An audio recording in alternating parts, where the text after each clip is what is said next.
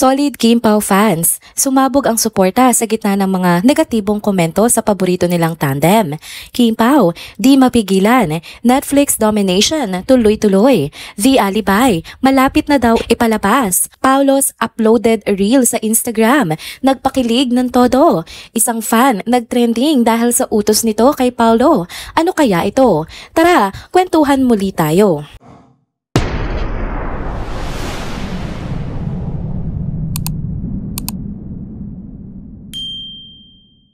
Hello mga ka-trenders!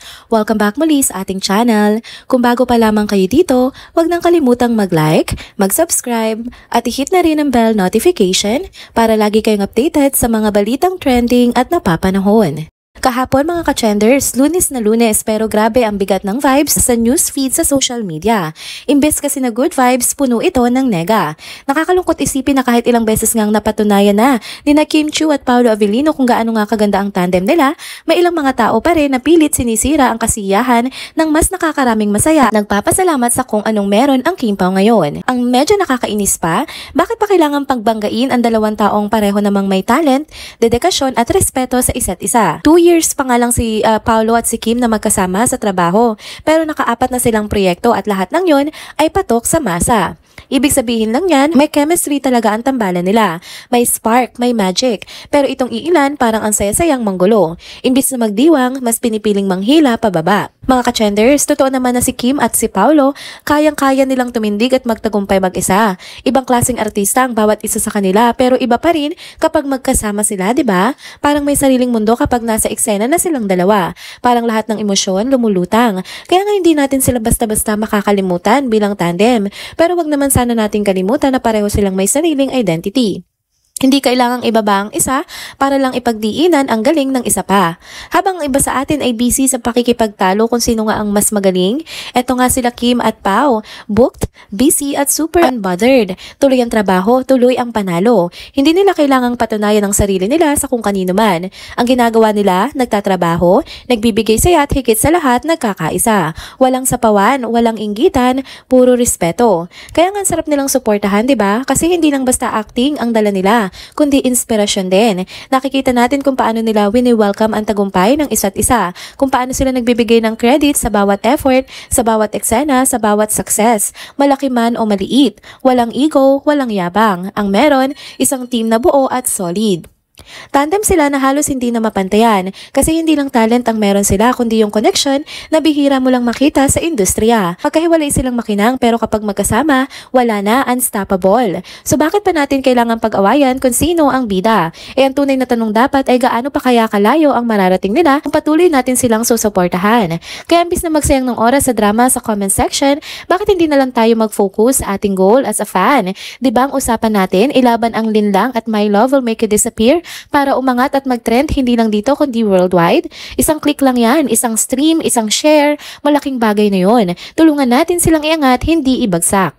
At isa pa mga ka-trenders, huwag naman nating i-demand lahat sa kanila. Oo, masarap kiligin, masarap masilip ang mga behind the scenes, pero dapat alam din natin kung saan ang hangganan. Hindi nila obligasyong ibigay ang buong buhay nila sa atin. Let's just appreciate what they give us. Yung talent, performance, at yung effort nilang mapasaya tayo. Pero bigyan din natin sila ng space para huminga, para maging tao. Kaya sana sa susunod na makakita tayo ng mga post na parang gustong manggulo, huwag na natin yung patulan. Piliin nating mag-focus sa kabuuan ng journey nila. Mula sa on-cam, kilig hanggang sa off-cam, respeto. Dahil sa totoo lang, mas marami pa rin ang nagmamahal sa Kim Pao. At habang patuloy ang suporta, tuloy din ang tagumpay. Hindi nga natin kailangan ng gulo, no? Ang kailangan natin ay suporta, pagkakaisa at pagmamahal sa mga artistang nagbibigay inspirasyon sa atin. Let's just keep celebrating the magic that is Kim and Pao. Individually brilliant, pero together, phenomenal. Mga ka-trenders, next topic naman tayo. Kahit kaliwat kanan nga mga negative comments na kumakalat online tungkol sa tambalan ni Kim at Paolo, abay hindi pa rin matinag ang mga loyal at solid fans nila. Ang dami pa rin mas pinipiling mag-focus sa mga mas magagandang pangyayari kina Kim Chiu at Paolo Avellino kaysa magpa-apekto sa mga bashers. At totoo naman, di ba? Kung titingnan mo, mas nangingibabaw pa rin ang good vibes at kilig na dala ng dalawa. Sabi nga ng mga supporters, Kim Pao always carry positivity, kindness, happiness, joy, and respect. Sila na nga ang tinuturing nating role model sa show business. Sa kabila ng ingay at intriga sa paligid, parang may sarili silang mundo na puno ng respeto, saya at pagmamahal. Kaya naman maraming fans ang nananatiling inspired sa kanilang dalawa. At kung ako sa inyo, sumama na rin tayo sa magical world ng Kim Pao. Iba talaga ang hatid nilang vibe. Kaya hindi na rin nakapagtataka kung bakit hindi sila ganoong apektado ng mga negative issue. Mas madami pa kasing magagandang bagay ang nangyayari behind the scenes mula sa career hanggang sa personal nilang interaction. Halatang mas pinipili nilang tumuon sa growth at success ng bawat isa. Isa na nga sa patuloy na nagpapakilig sa Kim Pao fans ay ang walang patid na suporta ng mga manonood sa kanilang mga proyekto. Sa Netflix pa lang, patuloy na namamayagpag ang kanilang mga shows. Yan nga ay ang Linlang o Deceit at ang My Love Will Make You Disappear. Parehong trending, parehong sinusubaybayan hindi lang sa Pilipinas kundi pati sa ibang bansa. Grabe, 'di ba? Ibig sabihin lang nito, may hatak talaga ang tambalang Kim Pao sa masa, kahit saan mang panig ng mundo. At ito pa, mas lalo pang pinainit ang usapan ng fans nang mabalitang malapit na ring ipalabas ang isa pa nilang bagong serye, ang The Alibi. Ang dami na agad excited. May mga umiikot na balita online na anytime soon ay mapapanood na natin ito. Pero sa ngayon, mahigpit pa ring pinagbabawal ng management na maglabas ng mga detalye, lalo ng eksaktong date ng airing nito. Kumbaga, surprise muna. Pero kung titingnan natin ang hype at anticipation, mukhang blockbuster na naman ito agad sa unang bugso pa lang. Bukod sa mga proyekto, napansin nyo ba yung recent reel na upload ni Paolo Avellino sa kanyang Instagram? Aba, pinag-uusapan din ito ng maraming netizens. Sa video kasi na yon, may isang fan na nahagip sa camera ang hawak na placard na may sulat sa local language ng Bislig na ang ibig sabihin ay pakasalan na daw ni Paolo si Kim. Ang kilig ng mga fans, sobra. Lalo na't ang ganda ng pagkaka-edit ng video. After kasi ng placard shot, biglang lumitaw sina Kim at Paolo sa stage, holding hands pa. Kumbaga parang cinematic love story na nangyayari sa totoong buhay. Kaya nga marami rin na nagsasabi na sobrang good move ni Paolo magpa-manage na sa Star Magic. Mas napapalapit siya sa fans, mas visible ang presensya niya lalo na sa social media at mas nabibigyan siya ng tamang exposure lalo na sa ganitong mga content.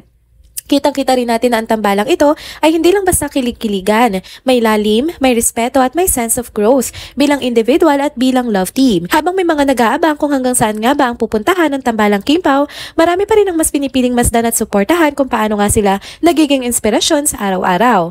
At kahit maraming haka-haka at espekulasyon, mahalaga pa rin naman natiling open-minded at i-celebrate yung mga positibong bagay na naibibigay nila sa mga manonood. Sa dami na nangyayaring gulo sa mundo, minsan kailangan din natin ng konting kilig, konting saya at konting Kim Pao magic para gumaan ang araw natin.